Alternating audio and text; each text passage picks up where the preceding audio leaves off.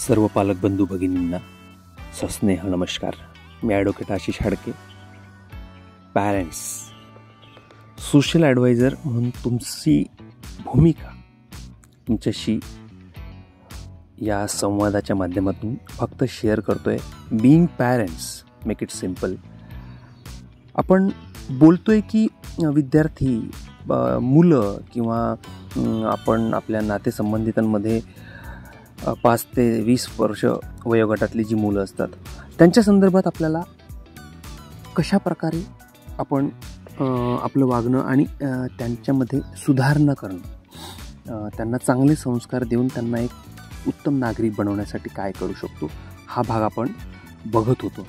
आता यामध्ये मित्रांनो, मुलांमध्ये आत्मगौरव म्हणजे स्वतःबद्दलची आपुलकी वाटणं, स्वतःवर प्रेम करणं किंवा स्वतःला चांगलं समजणं, मी चांगला आहे आणि इतर सर्वजण माझी स्तुती करतात, मला चांगलं म्हणतात, हा आत्मगौरवाची ही भावना वाढवणं फार गरजेचं आहे.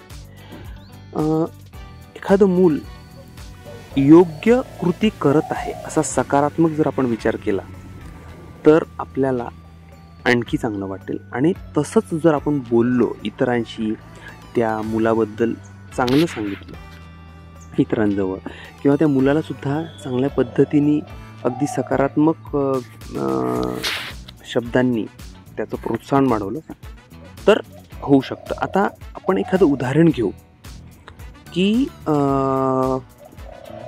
राज नावाचा मुलगा आहे. त्याच्या बाबतीत असा विचार करायचा आहे तुम्हाला, तो सर्व भाज्या खातो. आता कारली खात नाही किंवा त्याला भेंडी आवडत नाही असं म्हणण्यापेक्षा तो सर्व भाज्या खातो, पानात किंवा ताटात उष्ट काहीही टाकत नाही, अगदी स्वच्छ करतो आणि व्यवस्थित जेवण करतो, असा सकारात्मक भाग निर्माण करायचा आहे आणि बोलून सुद्धा तसंच दाखवायचं. शाळेतून आला तो राज की हातपाय धुतो, दप्तर जागेवर ठेवतो, वह्या पुस्तके नीटनेटके ठेवतो, वहीचे पाने फाडत नाही, अभ्यास करतो आणि नंतरच TV बघतो, सकाळी लवकर उठतो, सांगितलेले कामं ऐकतो, उलट बोलत नाही, रात्री दात घासून ब्रश करूनच झोपतो.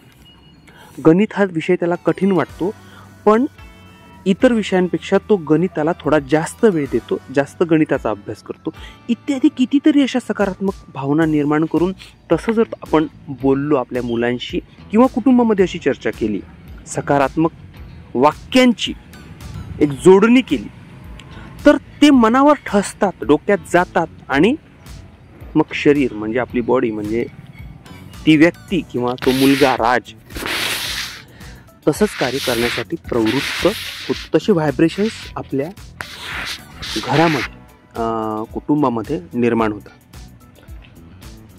आता आपल्याला जी असं वाटतं की ही कृती आपल्या मुलांनी करायला पाहिजे किंवा ही करायला नको, तर ती सोप्या पद्धतीने सहजपणे आधी ती स्वतः आपण करावी किंवा मुलांसोबत ती पॅरलली तुम्ही करावी. मुलांना सुधरवताना, त्यांच्यावर चांगले संस्कार करताना किंवा त्यांना एखाद्या चुकीच्या गोष्टीसाठी शिक्षा करताना घटनेला, परिस्थितीला महत्त्व द्या, त्या इन्सिडेंटला महत्त्व द्या.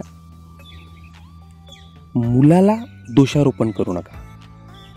मी काय म्हणतोय ते बघा. म्हणजे चुका आणि त्याच्यावर आपण जी करणार आहे ती शिक्षा, त्यातून आपल्याला मुलाला किंवा मुलीला सुधरवायचे आहे. हे आपलं ध्येय आपल्याला विसरायचं नाही, हे लक्षात ठेवा. कारण अपमानकारक बोलणं किंवा मारहाण करणं, चिडचिड करणं, रागवणं यातून आपलं ध्येय साध्य होणार नाही. उदाहरणादाखल जर घेतलं तर शाळेतून आल्यानंतर घाईघाईनं दूध प्यायचं आणि पटकन खेळायला पळायचं, ही निलेशची सवय आहे समजा. असंच एकदा घाईघाईनं दूध पिताना आता त्या निलेशच्या हातून कप फुटून दूध सांडले आणि आईने लगेच दुसरा कप निलेश समोर ठेवला. आता ही गोष्ट घडली, ती घटना घडली. दुधाचा कप दुसरा देताना आईने त्याच्याकडे पुसण्याचं कापड सुद्धा दिलं.